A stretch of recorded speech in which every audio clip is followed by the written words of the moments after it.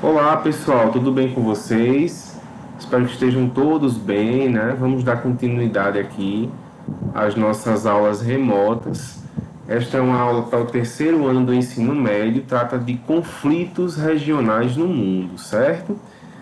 E por que eu coloquei esse xadrez aí na capa do slide, né? Ora pessoal, porque a geopolítica mundial, como a gente vai analisar, ela é basicamente um jogo de xadrez de vencedores e de perdedores, né? Onde cada um quer se dar bem, sendo que vai ter que negociar com outros. É uma partida de xadrez com outras qualidades, tá? Então a gente trabalha dentro desse tema de conflitos regionais com esse conceito que eu já analisei com vocês em sala de aula, em outros momentos que foi possível a gente estar junto, né? O conceito de território, que é um conceito, uma categoria geográfica complexa, que envolve coisas como delimitação de fronteiras, né? O poder que está embutido nessa relação, os conflitos, a posse, a administração. Então, o conceito de território ele é muito amplo e ele abre margem para diversos outros conceitos, tá certo? Subtemas, como eu coloquei aí para vocês. O que é que vem a ser a geopolítica? Aí volta o xadrezinho que eu coloquei na capa, né? Parece que nós estamos num tabuleiro de xadrez em forma de mapa mundo, em forma de globo terrestre também, né? Geopolítica, pessoal, é um conceito extremamente importante, porque diz respeito ao modo como os países se relacionam uns com os outros, né? Então, esse trato, essa diplomacia pode ou não gerar conflitos, certo? E é esse o nosso tema, né? São os conflitos regionais no planeta, tá certo? Vejam só como estava a situação do mundo há cerca de 10 anos atrás, né? Algumas coisas mudaram, né? Outras continuam, a maioria continua da mesma forma, certo? Vejam quanto de conflitos armados que nós tínhamos durante o ano de 2009, né? Então, a maior parte dos conflitos se ocasionava na África, tá? Então, por exemplo, na África você tem um país novo, que é o Sudão do Sul, que foi resultado do processo da Guerra do Sudão, né, que é um conflito que ocorreu aí nesse ano também. No caso aqui na região da América Latina, você tem o caso da Venezuela, né, que embora não tenha descambado para uma guerra civil ainda, nos moldes como nós conhecemos na questão das guerras civis historicamente, mas suscita muito debate e muita tensão interna, né? Os Estados Unidos, por sua vez, querem construir uma espécie de muro, né, na fronteira com o México para coibir a entrada de imigrantes ilegais, certo? Então nós temos aí uma problematização ainda maior em 2020. E, claro, vem aí a questão da pandemia que pode ou não modificar. Vamos analisar como é que o mundo vai voltar depois da pandemia, certo? Mas percebam que nesse mapa nós temos situações muito críticas na África, no Oriente Médio e na Ásia, sobretudo esses continentes. Vamos passando aqui. Vou falar de alguns conflitos com vocês, né? Pontualmente alguns conflitos. A questão palestina, que envolve a criação do Estado de Israel, lá em 1948, certo? Então deixa eu colocar aqui para vocês esse mapinha aqui, né?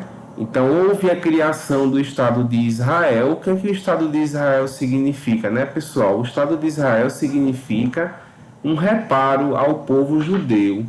Ao longo da história, se você estudar a história do povo hebreu, né, você vai ver que houve uma série de perseguições, de diásporas, que significa dispersões. O povo judeu teve que fugir ao longo da história para vários territórios, foram escravizados Inclusive a Bíblia é um livro que narra a história do povo hebreu e que a gente pode também se basear historicamente, né? Além de ser um livro religioso, a Bíblia também é uma fonte histórica para entendermos o povo hebreu.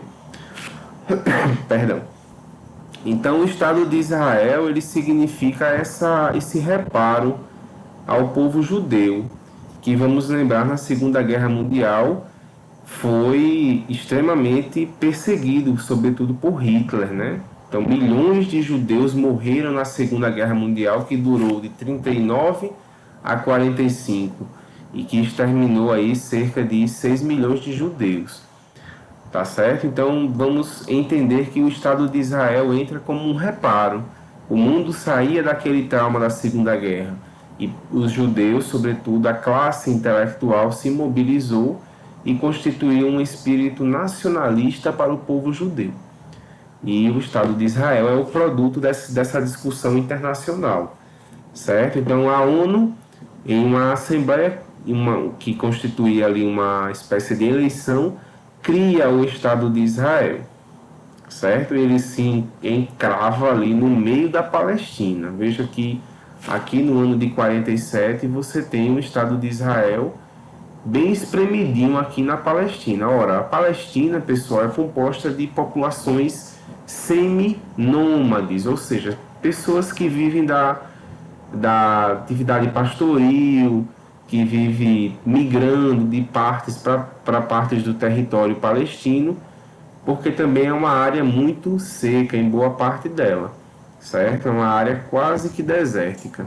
Então não oferece muitas condições de fixação de uma população, no caso para uma população ser sedentária dentro desse território tão seco, tão semiárido, certo? E aí você vai ver que em 49 já há uma mobilização, certo? Já há uma certa complexidade maior no caso aí do território árabe israelense, com a interferência de Egito e Jordânia. No caso, os povos árabes também estão interessados em defender seus territórios, certo? Os povos árabes, vamos lembrar que a Palestina também é um território de populações de religião muçulmana, certo? Então ali abaixo você vai ter o Egito, você vai ter a Jordânia, na fronteira a Síria, o Líbano, são todos povos de origem, de religião muçulmana, certo? De origem árabe alguns e de religião muçulmana todos, certo? Então é o seguinte, em 67 você já vai ter aí uma ocupação militar de Israel, que vai tomar territórios árabes, e aí começa o problema realmente extremamente grande nessa região, porque Israel é militarizado, é ajudado pelos Estados Unidos sobretudo, e tecnologicamente mais avançado do que os seus vizinhos. Então ele vai tomar territórios ali como as colinas do Golã lá em cima, a Cisjordânia, parte do Egito, e ele vai se constituir numa séria ameaça aos interesses dos povos árabes. Vamos lembrar que o povo de Israel é judeu, os povos árabes são muçulmanos, então a questão cultural e religiosa vem aumentar essa problemática étnica e cultural, tá certo? E aí esse conflito dá origem a uma série de refugiados palestinos, olha aqui, ó, que se espalham em vários países ali daquela região do Oriente Médio, certo?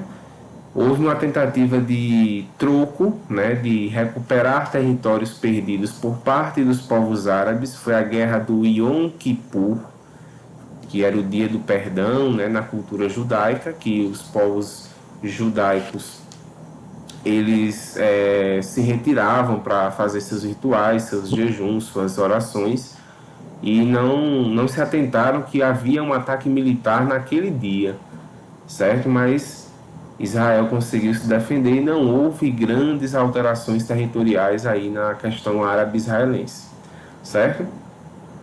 E agora em 2009 você percebe que Israel tomou grande parte aí, depois desses conflitos que a gente tratou, Israel consolidou-se como um país imperialista nessa região aqui, ó, certo? Submeteu todo o território praticamente e jogou o povo palestino bem para essa faixa estreitinha de terra aqui, ó, que é chamada faixa de Gaza. E de vez em quando tem uns conflitos extremamente sangrentos, né? O povo palestino com o povo israelense, certo? Então é uma área muito sensível politicamente. Ok, pessoal? Então vejam, a Palestina tinha tudo isso, ó, em verde aqui em 47, um pouquinho antes, né, da criação do Estado de Israel. Então aí você vai ver que cerca de 70 anos depois, você vai ter o povo da Palestina ocupando apenas aí a faixa de Gaza, certo? Então é uma questão muito, muito complexa. A Guerra do Golfo, minha gente, foi a tentativa de invasão do Iraque ao Kuwait no começo dos anos 90, né? Final da década de 80, começo dos anos 90. Então, o Kuwait era um território aliado aos Estados Unidos que possuía, junto com esses países todos do Oriente Médio, sobretudo Iraque, Irã, é, os países daquela região da Península Arábica, Arábia Saudita, todos possuem uma grande quantidade de reservas de petróleo e gás natural. Então são países riquíssimos em termos energéticos, tá certo? Então esse cara que está na foto aí é o Saddam Hussein, o ex-ditador do Iraque, que matou muita gente nas guerras civis que houve no país, nas guerras também com outros países, e acabou sendo julgado e sumariamente executado pelos Estados Unidos no ano aí de 2005. Depois eu vou procurar e checar essa informação para vocês, certo? Então a Guerra do Golfo foi essa tentativa de invasão do Iraque ao Kuwait, claro, com os interesses ali dos Estados Unidos representados pelo Kuwait sendo ameaçados, e os Estados Unidos reprimiram, reagiram violentamente e expulsaram o Iraque do Kuwait. A Guerra da Iugoslávia, pessoal, primeiramente vamos entender o que era a Iugoslávia. A Iugoslávia se situava, a antiga Iugoslávia, porque esse país não mais existe, certo?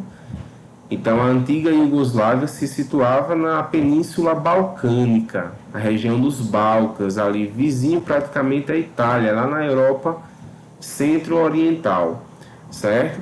Então ali você vai ter um mosaico cultural, religioso, político que vai caracterizar diferentes nacionalidades que faziam parte de um mesmo país, a antiga Iugoslávia. Então veja, aí você tem países como a Eslovênia e a Croácia, que são países católicos, são países de religião cristã. Aí você vai ter, por exemplo, a Bósnia e Herzegovina, que é de religião majoritariamente muçulmana. A Sérvia, de religião ortodoxa, que é uma vertente do cristianismo. Então você percebe que pela religião você já tem uma divergência muito grande de povos aí, de diferentes religiões, convivendo, que estavam convivendo com suas ambições políticas, suas ambições culturais no mesmo território. Então isso suscitou divergências, né? Conflitos entre um e outro. Por exemplo, a Croácia e a Eslovênia, que eram as economias mais fortes da Iugoslávia, viam a Sérvia, representada pela capital da Iugoslávia, que era Belgrado, angariar todos os lucros, né? Receber todos os lucros e administrá-los.